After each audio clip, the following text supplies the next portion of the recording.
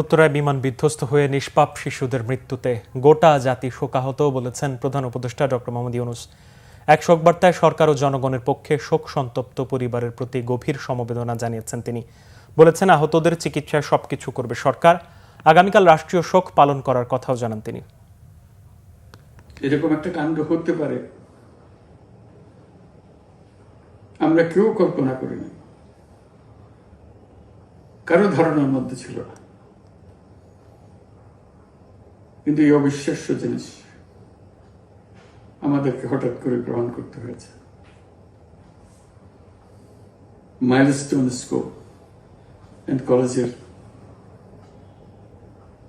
যে দুর্ঘটনা, প্রশিক্ষণ বিমান বিধ্বস্ত হয়ে এই কচি শিশুদের উপরে ঝাঁপিয়ে পড়ল, আগুনে পুড়ে মরল।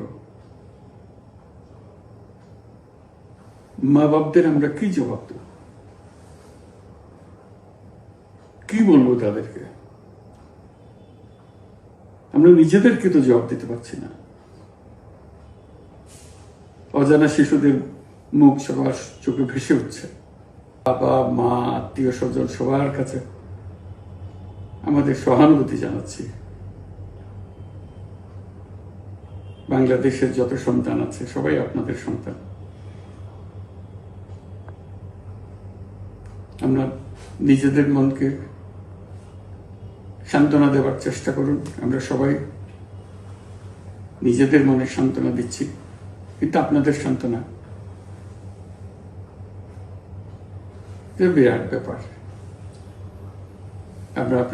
আমরা সবাই আপনাদের সঙ্গে আছি, জাতির সমস্ত লোক আপনাদের সঙ্গে আছে। আমরা তাদের জন্য শোক দিবস ঘোষণা করেছি। আগামীকাল শোক দিবস। আমরা সবাই মিলে তাদের কথা স্মরণ করব, তাদের আত্মার শান্তি কামনা করব।